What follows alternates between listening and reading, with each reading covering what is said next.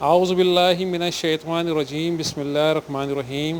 تمام ناظرین کو السلام علیکم۔ آج اس ویڈیو میں ہم آپ کو ممتاز افسانہ نگار ابوالفضل صدیقی کی ذاتی اور ادبی زندگی کے حوالے سے کچھ معلومات فراہم کریں گے۔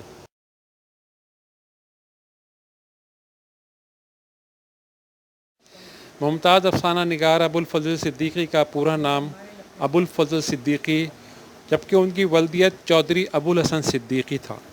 تاریخ پیدائش 4 ستمبر 1908 اور جائے پیدائش عارف پور نوادہ بدایوں بھارت تھا۔ ان کی تاریخ وفات 16 ستمبر 1987 تھی۔ ان کی مشہور تصانیف میں احرام، ستاروں کی چال، جوالا مکھ، آئینہ انصاف، گلاب خاص، دن ڈھلے، شکنی، یہ تمام ان کے افسانی مجموعے ہیں۔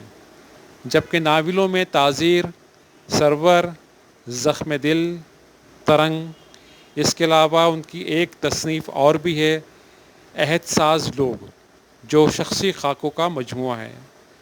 ان کے ایوارڈز و انعامات کی تفصیل کچھ اس طرح ہیں۔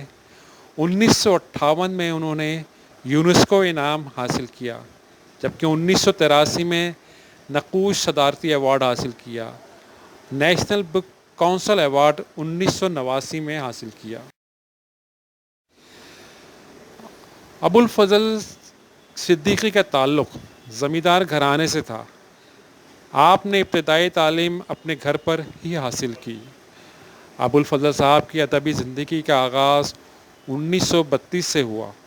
انہوں نے پہلا افسانہ 1941 میں لاہور سے شائع ہونے والے رسالے ادبی دنیا کے لیے لکھا، جس کا عنوان تھا سماج کا شکار، اور ان کی جو سب سے پہلی مطبوعہ تحریر تھی وہ ایک طنزیہ تحریر تھی، جو انہوں نے دہلی کے ایک 15 روزہ رسالے کے لیے 15 اگست 1932 کے شمارے میں لکھی۔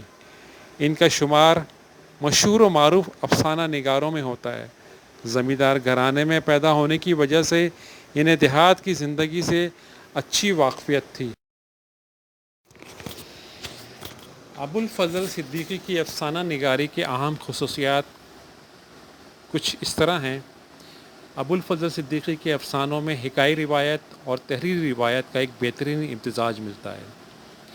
معاشرے کی خرابیوں کو اجاگر کرنا ان کے افسانوں کا مقصد، جس کی وجہ سے کہیں کہیں لہجہ دشت نظر آتا ہے۔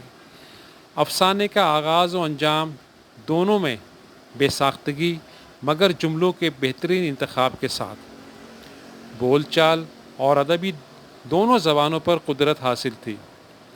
افسانوں میں دیہاتی زندگی کے ماحول کو ان سے زیادہ اچھا کوئی آج تک پیش نہ کر سکا۔ اپنے ہم اثر افسانہ نگاروں میں ایک منفرد مقام حاصل تھا۔ ان کے افسانے اپنے عہد کی معاشرتی زندگی کے طور طریقوں اور روایات کے عمدہ ترجمان ہیں۔ ابوالفضل صدیقی ادب برائے مقصدیت کے زیادہ قائل نظر آتے ہیں۔ ان کی سنجیدگی ان کے افسانوں میں بھی واضح نظر آتی ہے۔ المختصر یہ کہ ابوالفضل صاحب ایک کہنہ بخش، سنجیدہ، ماہر علوم اور بامقصد افسانہ نگار کی حیثیت سے جانے اور پہچانے جاتے ہیں۔ ابوالفضل صدیقی نے افسانہ نگاری کے علاوہ ناول نگاری میں بھی ایک اعلیٰ مقام حاصل کیا۔ ان کی ناول نگاری کے حوالے سے یہاں کچھ عرض کرتا چلوں۔ ابوالفضل صدیقی ایک اچھے افسانہ نگار ہونے کے ساتھ ساتھ ایک بلند پایہ ناول نگار بھی تھے۔ وہ حقیقی ماحول کو اپنے ناولوں میں جذب کرنے کا کمال جانتے تھے۔ انہوں نے اپنے ناولوں میں زمیندارانہ اور جاگیردارانہ نظام کو حقیقی تصویر بنا کر پیش کیا۔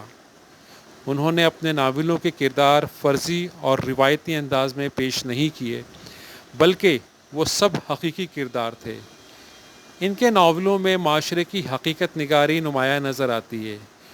وہ بہترین قوت بیان کے مالک تھے، جس کی جھلک ان کے ناولوں میں نمایاں نظر آتی ہے۔ ان کے ناولوں میں قاری کی ذہنی تربیت ہونے کے ساتھ ساتھ اس کا شعور بھی بڑھتا ہے۔ ان کے ناولوں کے اسلوب، ہیئت اور تکنیک حد درجے کی ہوتی ہے۔ ان کے ناول کے موضوعات قاری کو اپنی طرف راغب کرتے ہیں، لہٰذا یہ کہا جا سکتا ہے کہ ابوالفضل صدیقی صرف ایک منفرد افسانہ نگار ہی نہیں بلکہ ایک منفرد ناول نگار بھی تھے۔ بہت شکریہ۔ تمام ناظرین اپنی قیمتی رائے سے ضرور آگاہ کیجیے۔ والسلام علیکم۔